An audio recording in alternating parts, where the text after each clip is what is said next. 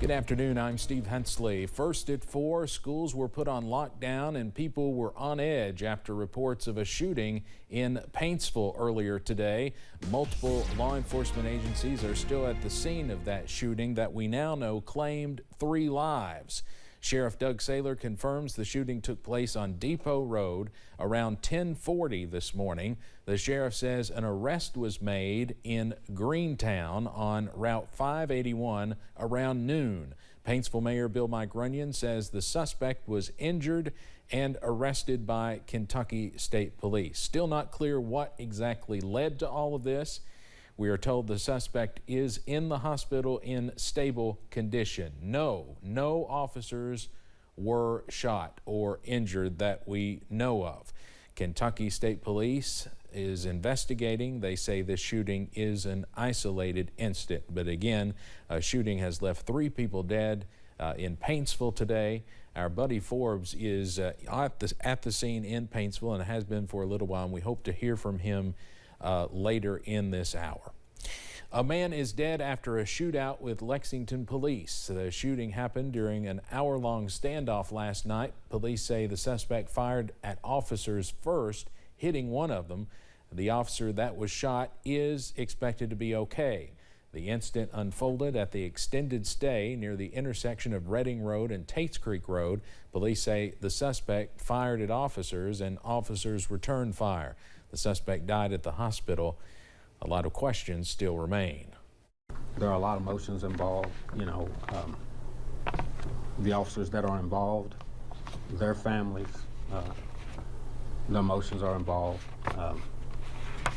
the suspect and relatives, you have emotions there, and then you have emotions from the public. Lexington Police Chief Lawrence Weathers says it's not known at this point if the suspect was shot by police or the suspect shot himself. He called the incident a difficult situation.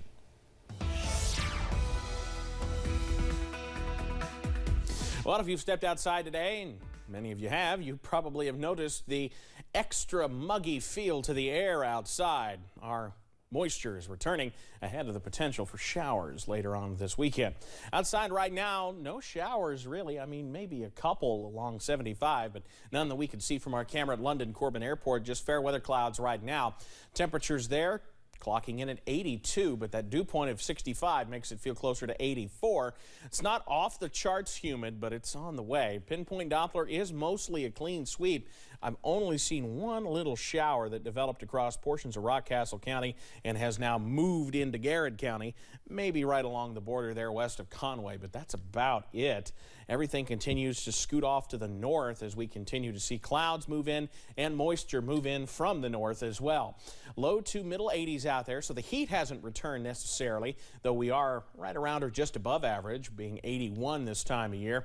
Dew points are back in the middle 60s, so that muggy meter is back. So if you're headed out to our Appalachian Wireless game of the week or any game around the region, of course our game is Breathitt County Perry Central, around 80 at kick, 73 at the half, and falling through the 70s as the clock strikes triple zeros around the region. Now, we're going to keep an eye on the potential for some heavy rain moving into the region as we head into tomorrow. Details on that coming up in a few minutes. Steve? All right, Evan, thank you. Britain is marking the end of an era with the passing of Queen Elizabeth II. Today, her son, the new king, spoke to a grieving nation. CBS's Ian Lee is in Windsor, England with more. I shall endeavor to serve you with loyalty, respect, and love.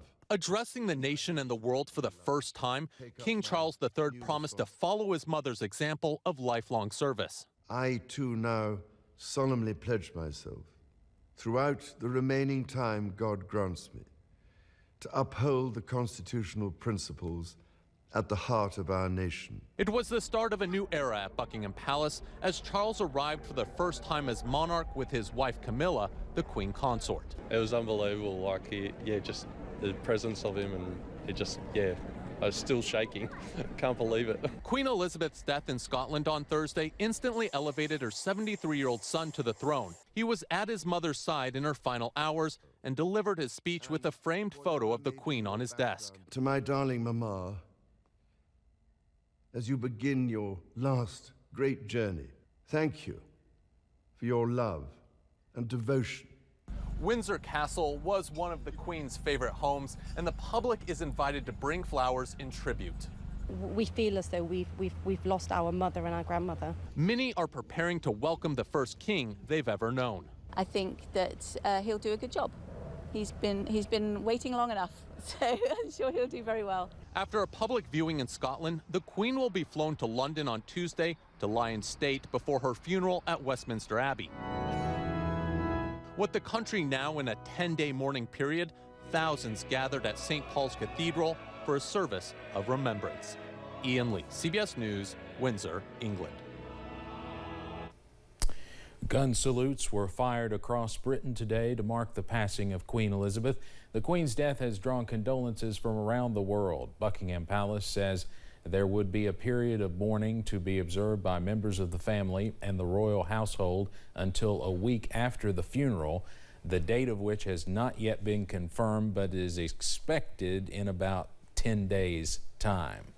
As we've said, tribute still pouring in over the passing of Britain's 96-year-old monarch, from the world leaders and celebrities who knew her to those who just admired her from afar. All are reflecting on the historic mark she left on the world during her 70 years on the throne. CBS's Natalie Brand continues our coverage from Washington. In Australia, a 96-gun salute sounded off to mark each year of Queen Elizabeth II's life. Images of her grace the front pages of newspapers around the world, including in India, a former British colony that became independent in 1947. She has attained such a level that everybody loves her. Germany's parliament observed a moment of silence. French President Emmanuel Macron signed the memory book and laid a single white rose for the Queen at the British Embassy in Paris. In her, I have known a great head of state, a unique example of her devotion to her people. Flags now fly at half-staff outside of NATO headquarters and the United Nations. In Washington, D.C., a memorial outside the British Embassy is growing. The Queen's the only Queen I've ever known, only monarch I've ever known, and she's been massively important. President Biden visited the embassy on Thursday and later publicly expressed his condolences, calling the Queen an incredibly decent and gracious woman. You going to the Queen's funeral, sir? Yes. I don't know what the details are yet, but I will be going. Celebrities are also posting their remembrances on social media. Actress Helen Mirren, who won an Oscar for her portrayal of the Queen, wrote on Instagram, "We mourn a woman who, with or without the crown, was the epitome of nobility." Natalie Brand, CBS News, Washington. Other celebrities posting online tributes include Sir Elton John, who said she was an inspiring presence to be around. Rolling Stones frontman Mick Jagger said, quote, "I remember her as a beautiful young lady to the much beloved grandmother of the nation." U.S. Defense Secretary Lloyd Austin says Ukraine is holding strong as it fights off the Russian invasion. Austin is in the middle of a trip to Germany and the Czech Republic. This coincided with the U.S.'s announcement of a pledge for $625 million in aid for Ukraine. We've all been impressed by what we've seen. Their willingness to stand up to a much larger, much stronger force and be effective in their efforts. So we've been inspired by their courage and their commitment. Coming out of the Ukraine Defense Contact Group meeting yesterday. Austin added he is in constant talks with Ukraine's Minister of Defense, which he says has been effective in helping get the country the resources it needs to continue the fight. Coming up on First at 4, Sports Director John Lowe gives us a preview of tonight's key high school football games inside the locker room.